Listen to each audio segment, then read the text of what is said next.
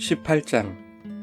그 후에 다윗이 블레셋 사람들을 쳐서 항복을 받고 블레셋 사람들의 손에서 가드와 그 동네를 빼앗고 또 모압을 침해 모압 사람이 다윗의 종이 되어 조공을 바치니라. 소바왕 하다데셀이 유브라데 강가에서 자기 세력을 펴고자 하매 다윗이 그를 쳐서 하맛까지 이르고 다윗이 그에게서 병거 1000대와 기병 7000명과 보병 20000명을 빼앗고 다윗이 그 병거 100대의 말들만 남기고 그 외의 병거의 말은 다 발의 힘줄을 끊었더니 다메섹 아람 사람이 소바왕 하다데셀을 도우러 온지라. 다윗이 아람 사람 22000명을 죽이고 다윗이 다메섹 아람에 수비대를 두매 아람 사람이 다윗의 종이 되어 조공을 바치니라. 다윗이 어디로 가든지 여호와께서 이기게 하시니라. 다윗이 하다데셀의 신하들이 가진 금 방패를 빼앗아 예루살렘으로 가져오고 또 하다데셀의 성읍 디브핫과 군에서 심히 많은 놋을 빼앗았더니 솔로몬이 그것으로 놋대야와 기둥과 놋그릇들을 만들었더라. 하맛 왕 도우가 다윗이 소바왕 하다데셀의 온 군대를 쳐서 무찔렀다 함을 듣고 그의 아들 하도람을 보내서 다윗 왕에게 문안하고 축복하게 하니 이는 하다데셀이 벌써 도우와 맞서 여러 번 전쟁이 있던 터에 다윗이 하다데셀을 쳐서 무찔렀음이라. 하도람이 금과 은과 놋의 여러 가지 그릇을 가져온지라. 다윗 왕이 그것도 여호와께 드리되 에돔과 모압과 암몬 자손과 블레셋 사람들과 아말렉 등 모든 이방 민족에게서 빼앗아온 은금과 함께 하여 드리니라. 스루야의 아들 아비새가 소금 골짜기에서 에돔 사람 18,000명을 쳐 죽인지라. 다윗이 에돔에 수비대를 두매 에돔 사람이 다 다윗의 종이 되니라. 다윗이 어디로 가든지 여호와께서 이기게 하셨더라. 다윗이 온 이스라엘을 다스려 모든 백성에게 정의와 공의를 행할세. 스루야의 아들 요압은 군대 사령관이 되고 아힐롯의 아들 여호사밧은 행정장관이 되고 아히두베의 아들 사독과 아비아달의 아들 아비멜렉은 제사장이 되고 사워사는 서기관이 되고 여호야다의 아들 브나야는 그렛 사람과 블레셋 사람을 다스리고 다윗의 아들들은 왕을 모시는 사람들의 우두머리가 되니라.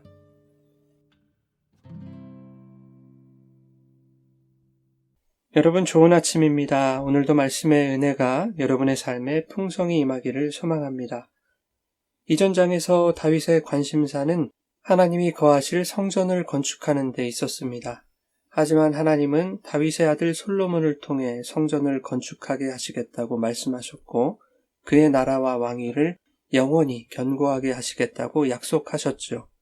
이것이 의미하는 것은 다윗의 혈통으로 오신 하나님의 아들 예수 그리스도를 통하여 영원한 하나님의 나라를 완성하시겠다는 메시아 언약이었습니다.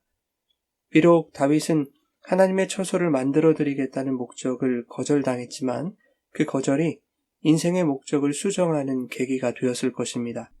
영원한 나라와 왕위를 견고케 하실 것이라고 하나님이 약속하셨으니 그 언약을 신뢰하며 하나님이 말씀하셨던 다윗의 씨가 여호와의 성전을 아름답게 건축할 수 있도록 기반을 다지는 일에 관심을 쏟게 되었다는 것을 오늘 본문을 통해 보게 될 것입니다.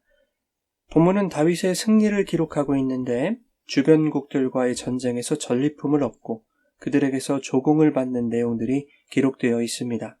성전 건축에 마음을 쏟았던 다윗이 이처럼 전쟁에서 승승장구할 수 있었던 것은 하나님을 향한 그의 목적이 바뀌었기 때문일 것입니다. 10절과 11절에 보면 다윗은 전쟁을 통해 얻게 된 전리품을 여호와께 바칩니다. 전쟁을 자신의 힘과 성공을 이루기 위한 수단으로 보지 않았던 것이죠. 자신의 아들이 하나님을 위한 최고의 성전을 건축할 수 있도록 재원을 마련하고 있는 것입니다. 하지만 이것이 오늘날 교회 건축을 목표로 하여 재정 확보의 수단과 방법을 가리지 않고 총력을 기울이자는 뜻은 아니겠죠. 다윗이 하나님의 뜻을 인생의 분명한 목적으로 삼고 그 뜻이 지향하는 바에 자신의 삶의 방향을 맞추고 있다는 것을 오늘 본문이 보여주고 있는 것입니다. 전쟁에서의 승리는 다윗의 능력으로 이룬 것이 아니었습니다. 6절과 13절에 보면 다윗이 어디로 가든지 여호와께서 이기게 하셨다고 말씀하고 있죠. 다시 말하면 하나님의 나라를 세우기 위하여 하나님이 일하고 계신다는 것입니다. 다윗은 그 일에 도구로 쓰임받고 있는 것이죠. 성경이 말하는 성전 건축이라는 것은 교회 건물을 세우는 것을 말하는 것이 아닙니다. 성도 한 사람을 하나님의 처소로 세우시는 것이 하나님의 성전 건축입니다. 그 일을 독생자 예수 그리스도의 십자가로서 우리 안에 이루신 것을 구원이라고 하는 것이죠. 성경이 우리에게 구원은 날마다 이루어가야 하는 것이라고 말씀하고 있듯이 성도가 하나님의 성전으로 지어져 가는 것도 우리의 인생 속에서 성령의 인도하심 가운데 날마다 이루어져 가는 일입니다. 그 속에서 성도는 구원으로 향하고 성전으로 지어져 가는 우리의 삶 속에서 하나님이 바라시는 뜻이 무엇인지를 분별하고 그 뜻에 우리의 삶의 방향을 맞추어 가야 한다는 것을 본문이 교훈하고 있는 것이죠. 한편 오늘 본문에서 이스라엘은 블레셋과 에돔, 모압과 암몬, 아람과 아말렉 등에게서 전리품과 조공을 받는 나라가 되었습니다. 이 나라들의 특징은 과거 이스라엘을 돌아가며 괴롭혔던 나라들이라는 것이죠. 오늘 본문에서 주목하고 싶은 것은 소바왕 하다데셀과의 전쟁입니다. 소바는 다메섹 북쪽에 위치한 아람 계열의 소왕국이었습니다.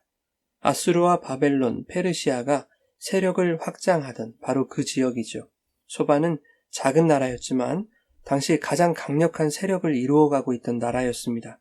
7절에 보면 하다데셀의 신하들이 금방패를 가지고 있을 정도로 소바라는 나라가 얼마나 부유했었는지를 알 수 있는 것이죠.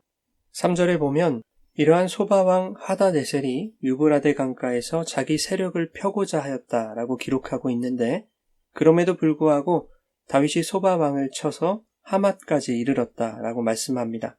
4절에 보면 다윗이 소바왕에게서 병거 1000대와 기병 7000명과 보병 2만 명을 빼앗을 정도로 소바는 큰 규모의 군대를 보유했던 나라였습니다. 하지만 하나님께서 다윗에게 승리를 허락하신 것이죠.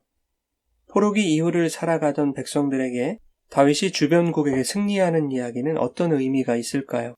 이스라엘은 이미 소바가 세력을 펼쳤던 바로 그 지역에서 맹위를 떨치던 나라들, 즉 아수르와 바벨론에 의해 멸망한 경험을 가지고 있습니다. 포로로 끌려가는 고통을 경험하기도 했습니다. 또한 여전히 페르시아의 영향력 아래 살아가고 있기도 합니다. 그런 자들이 오늘 본문을 읽을 때 어떤 마음으로 말씀을 묵상하게 되었을까요? 다윗이 어디로 가든지 하나님이 이기게 하셨다는 본문의 말씀을 통해 과거 이스라엘이 패망할 수밖에 없었던 것은 하나님을 의지하지 않았던 것에 대한 징계였다는 것을 다시 한번 깨닫게 되었을 것입니다. 승리는 인간 왕의 능력과 힘에 의해 주어지는 것이 아니라 또한 국제 정세와 세상의 힘의 논리에 의해 좌우되는 것이 아니라 하나님으로부터 말미암는다는 것을 다시 한번 깨닫고 영적으로 무지했던 과거의 잘못을 반복하지 않겠다는 신앙의 결의를 다지게 했을 것입니다.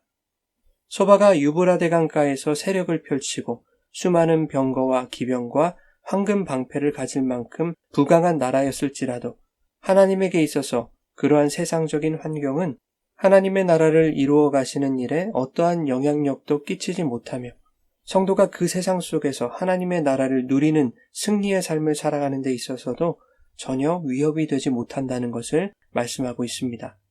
사랑하는 여러분, 하나님은 세상이 맹위를 떨치는 그 세력보다 강하십니다. 우리가 처한 어떠한 상황과 문제보다 크신 분이십니다. 그 하나님께서 당신의 백성들 가운데 하나님의 나라를 온전히 세워가실 것입니다. 하나님이 당신의 언약을 이루어 가시는 하나님의 시간표 안에 있는 세상의 역사 속에서 힘과 권세와 물질을 바라는 탐욕과 정욕이 얼마나 허무한 것인지를 깨닫고 하나님의 뜻을 인생의 목적으로 삼아 그분이 행하시는 일에 삶의 보폭을 맞추는 하나님의 나라를 살고 또한 그 나라를 함께 이루어가는 신앙의 여정이 되시기를 예수님의 이름으로 축원합니다.